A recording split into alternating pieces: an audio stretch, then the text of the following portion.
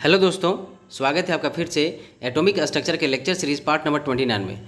दोस्तों, आज के इस लेक्चर में हम लोग ऑर्बिट और ऑर्बिटल के बीच में क्या क्या बेसिक डिफरेंसेस है उसे समझेंगे। तो आइए इसकी शुरुआत सबसे पहले हम लोग इसके डिफिनेशन से करते हैं। ऑलरेडी हम लोग प्रीवियस लेक्चर में बोर्स के एटॉमिक मॉडल को पढ़ चुके हैं, तो आपको याद होगा कि बोर्स के एटॉमिक मॉडल से ही हमारे पास ऑर्बिट का कंसेप्ट सामने निकल के आया था। उसी प्रकार से हम लोगों ने हाइजेनबर्ग के अनसर्टेनिटी प्रिंसिपल को देखा, उससे हमारे पास ऑर्बिटल का कंसेप्ट सामने निकल के आया। तो ऑर्बिट के बारे में बोर कहते हैं कि ऑर्बिट जो होते हैं वो एक फिक्स्ड सर्कुलर पाथ होते हैं न्यूक्लियस के चारों तरफ, जहाँ पे इलेक्ट्रॉन रिवॉल्व करता है। वहीं दूसरी ओर ऑर्बिटल जो होते हैं वो एक मोस्ट प्रोबेबल रीजन होते हैं, एक मोस्ट प्रोबेबल क्षेत्र होते हैं जहाँ पे इलेक्ट्रॉन की मिलने की संभावना सबसे ज़्यादा मैक्सिमम होती है। अर्थात orbitals are the most probable region round the nucleus in which the probability of finding an electron is maximum. यहाँ पे आप ध्यान दें कि यहाँ पे फिक्स्ड वर्ड का इस्तेमाल किया गया, फिक्स्ड वर्ड बोर ने इस्तेमाल किया। तो वो ये कहना चाह रहे थे कि फिक्स्ड सर्कुलर पाथ का मतलब हुआ कि इलेक्ट्रॉन की जो एनर्जी है वो फिक्स्ड थी, इलेक्ट्रॉन की वेलोसिटी फिक्स थी उस ऑर्बिट में, और इलेक्ट्रॉन की पोजीशन जो थी न्यूक्लियस से दूरी वो भी फिक्स्ड थी, ऐसा बोर कहते हैं। लेकिन बाद में ये चीज़ें गलत हो गई थी, हम लोगों ने सारी चीज़ों को देख लिया है। तो ये पहला डिफरेंस हमारे पास आ गया। ऑर्बिट जो होता है एक फिक्स्ड सर्कुलर पाथ होता है जिसमें इलेक्ट्रॉन रिवॉल्व करता है, लेकिन ऑर्बिटल जो है वो एक मोस्ट प्रोबेबल रीजन के बारे में बतलाता है जहाँ पे इलेक्ट्रॉन की मिलने की संभावना सबसे मैक्सिमम रहेगी। हाइजेनबर्ग कहते हैं कि इलेक्ट्रॉन चूंकि एक वेव नेचर का है तो इलेक्ट्रॉन न्यूक्लियस से चारों तरफ कहीं भी मिल सकता है, और जिस जगह पे मैक्सिमम रूप से मिलेगा that region is called orbiter. दूसरा जो बेसिक डिफरेंस है उसे समझते हैं हम लोग।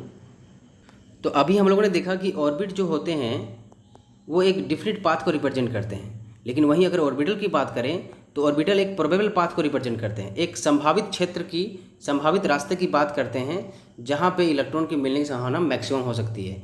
तो बेसिकली जो ये ऑर्बिटल का जो शेप होता है, ऑर्बिटल का जो शेप होते हैं वो बाउंड्री सरफेस डायग्राम से डराइव होते हैं। बाउंड्री सरफेस डायग्राम जो होते हैं वो एक कांस्टेंट प्रोबेबिलिटी रीजन होते हैं, या एक सर्कुलर रीजन होते हैं जहाँ पे इलेक्ट्रॉन की मिलने की जो प्रोबेबिलिटी है वो लगभग 90% होती है। अर्थात बाउंड्री सरफेस डायग्राम वो एक कांस्टेंट प्रोबेबिलिटी डेंसिटी को रिप्रेजेंट करते हैं जिसमें लगभग 90% इलेक्ट्रॉन डेंसिटी का क्लाउड जो है वो कवर अप हो जाता है, और वही बेसिकली रिप्रेजेंट करता है शेप ऑफ ऑर्बिटल को।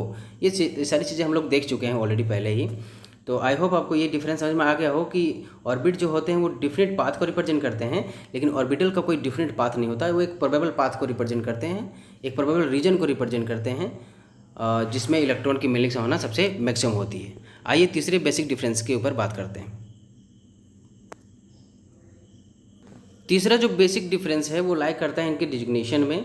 अलग अलग ऑर्बिट्स के लिए हमारे पास अलग अलग डिजिग्नेशन है। जैसे कि हमारे पास फर्स्ट ऑर्बिट है, ये एन ऑर्बिट के नंबर को रिप्रेजेंट कर रहा है, ये 1 से स्टार्ट होकर इन्फिनाइट तक जा सकता है। फर्स्ट ऑर्बिट को हम लोग के सेल भी कहते हैं या के ऑर्बिट भी कह सकते हैं, सेकेंड सेल को एल, थर्ड ऑर्बिट को एम, फोर्थ ऑर्बिट को एन, फिफ्थ ऑर्बिट को ओ, सिक्स्थ ऑर्बिट को हम लोग पी, इस तरह से पुकार सकते हैं। आपके मन में सवाल आ रहा होगा कि सर यहाँ पे आप फर्स्ट ऑर्बिट को के ही क्यों कह रहे हैं, ABCD से आप क्यों नहीं शुरुआत किए हैं। तो मैं इस चीज़ को नेक्स्ट लेक्चर में बताऊंगा कि ऐसा क्यों इसका शुरुआत किया गया, के से ही क्यों शुरुआत किया गया, ABCD से क्यों नहीं शुरुआत किया गया। दूसरी ओर अगर ऑर्बिटल की बात करें तो हमारे पास अलग अलग ऑर्बिटल्स थे, जैसे कि SP सबसेल था हमारे पास, तो इसमें 3 तरह के ऑर्बिटल्स थे, PX, PY, PZ। उसी तरह से हमारे पास D सबसेल था, इसमें 5 तरह के ओरिएंटेशन थे, तो इस तरह से हमें 5 ऑर्बिटल्स मिल रहे थे, DXY, DYZ, DXZ, DX² Y² and DZ²। तो इस तरह से हमारे पास अलग अलग ऑर्बिटल्स थे, तो उनको हम लोग SPDF से रिप्रेजेंटेशन उनका हम लोग दे रहे थे। S का बेसिकली जो मीनिंग होता है वो शार्प होता है, P से हमारा मतलब होता है प्रिंसिपल, और D से मतलब होता है हमारा डिफ्यूज, और F से हमारा मतलब होता है फंडामेंटल। ये इनके डिजिग्नेशन की बात हो गई। हमारे पास अलग अलग जो ऑर्बिटल्स होते हैं वो कौन कौन से ऑर्बिटल्स हो गए हमारे, S P के अलग अलग ऑर्बिटल्स, D के अलग अलग ऑर्बिटल्स और F के अलग अलग ऑर्बिटल्स। अब हम लोग चौथे इसके डिफरेंस के ऊपर आते हैं।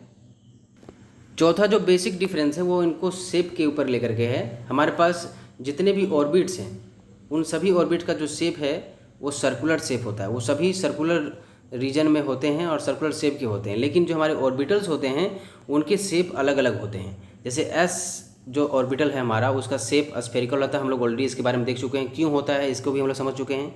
पी ऑर्बिटल है हमारे पास, उसका शेप डम्बल की तरह होता है। और जो हमारे डी ऑर्बिटल्स होते हैं उनका शेप डबल डम्बल की तरह होता है। और एफ्स जो ऑर्बिटल्स हमारे हैं उनका शेप कॉम्प्लेक्स होता है। ये सारी चीज़ों को हम लोग देख चुके हैं। अब 5वें डिफरेंस के ऊपर आते हैं हम लोग।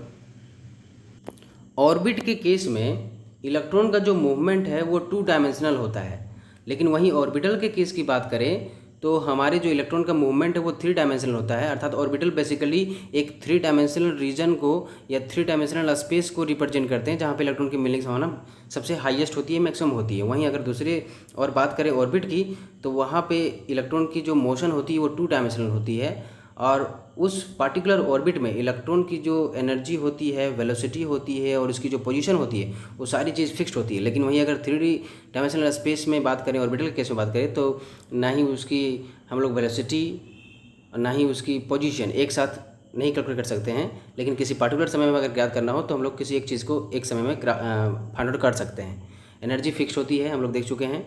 वेलोसिटी और पोजीशन के बारे में हाइजेनबर्ग कहते हैं कि दोनों को एक साथ हम लोग कैलकुलेट नहीं कर सकते हैं। अगर अलग अलग करना चाहते हैं तो हम लोग कर सकते हैं। आइए हम लोग छठे डिफरेंस के ऊपर बात करते हैं। हमारा जो अगला डिफरेंस है वो कहता है कि ऑर्बिट बेसिकली बोर के द्वारा हमारे पास रिप्रेजेंट किया गया, और बेसिकली ये इलेक्ट्रॉन के पार्टिकल नेचर पर बेस्ड था। इलेक्ट्रॉन के पार्टिकल नेचर के ऊपर सोच करके बोर ने ऑर्बिट का हमारे पास कंसेप्ट रखा कि इलेक्ट्रॉन जो है एक पार्टिकल नेचर को शो करता है, अर्थात वो पार्टिकल है और एक फिक्स्ड सर्कुलर पाथ में अर्थात एक ऑर्बिट में मूव करता रहता है।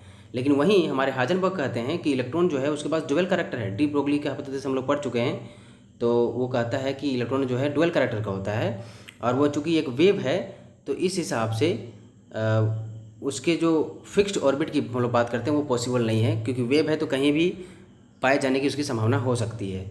तो ऑर्बिट जो है बेसिकली पार्टिकल नेचर को एक्सप्लेन करता है, लेकिन वहीं अगर ऑर्बिटल की बात करें तो ऑर्बिटल हमारा ड्यूअल नेचर को या वेव नेचर को भी अच्छे से एक्सप्लेन कर पाता है। अब हम लोग बात करते हैं कि किसी भी ऑर्बिट में मैक्सिमम से मैक्सिमम कितने इलेक्ट्रॉन रह सकते हैं और किसी ऑर्बिटल में कितने से कितने मैक्सिमम से मैक्सिमम इलेक्ट्रॉन रह सकते हैं। तो number of electrons maximum number of electrons in a orbit, एक ऑर्बिट में मैक्सिमम इलेक्ट्रॉन की संख्या 2n² हो सकती है। जैसे फर्स्ट ऑर्बिट की बात करें यानी कि के सेल की बात करें तो इसमें मैक्सिमम 2n², यहाँ 1 पुट कर देंगे तो हमारे पास 2 आएगा। एल की बात करें तो यहाँ पे 8 आएगा। एम की बात करें तो हमारे पास 18 आएगा। एन की बात करें तो हमारे पास आएगा 32, और ओ की बात करें तो हमारे पास आने वाला है 5th हम पुट कर देंगे तो 50 आएगा। तो इस तरह से जो पहला जो ऑर्बिट है उसमें मैक्सिमम से मैक्सिमम 2 इलेक्ट्रॉन रह सकते हैं। दूसरा ऑर्बिट में मैक्सिमम से मैक्सिमम 8 इलेक्ट्रॉन, तीसरे में 18 इलेक्ट्रॉन, चौथे में 32 और पाँचवें में हमारे पास 50 इलेक्ट्रॉन मैक्सिमम से मैक्सिमम रह सकते हैं। ऐसा हम लोग देख चुके हैं ऑलरेडी। लेकिन वही अगर ऑर्बिटल की बात करें तो हम लोग ऑलरेडी पढ़ चुके हैं कि ऑर्बिटल में मैक्सिमम से मैक्सिमम कितने इलेक्ट्रॉन रह सकते हैं, 2 इलेक्ट्रॉन रह सकते हैं। इससे ज़्यादा कोई भी इलेक्ट्रॉन नहीं रह सकता, और वो भी 2 इलेक्ट्रॉन की जो स्पिन होती है वो अपोजिट होनी चाहिए, प्लस हाफ स्पिन, और एक की होनी चाहिए प्लस हाफ स्पिन और दूसरे की होनी चाहिए माइनस हाफ स्पिन। ये सारी चीज़ों को हम लोग ऑलरेडी भी देख चुके हैं। अगला जो हमारा बेसिक डिफरेंस है वो कहता है कि बोर कंसेप्ट से हमारे पास ऑर्बिट का कंसेप्ट सामने आया, लेकिन बाद में ये हाइजेनबर्ग के अनसर्टेनिटी प्रिंसिपल को और डी ब्रोगी के कंसेप्ट को एक्सप्लेन नहीं कर पाया। तो ये इसका हमारा ये ड्रॉबैक है कि जो ऑर्बिट्स होते हैं वो हाइजेनबर्ग के अनसर्टेनिटी प्रिंसिपल और डी ब्रोगली के कंसेप्ट को एक्सप्लेन नहीं कर पाते हैं। वहीं अगर ऑर्बिटल की बात करें तो ये हाइजेनबर्ग और डी ब्रोगली दोनों के ही कंसेप्ट को भलीभांति उसको फुलफ़िल करते हैं, उसके क्राइटेरिया को फुलफ़िल करते हैं। तो ओवरऑल हम लोग इसको कंक्लूड करते हैं।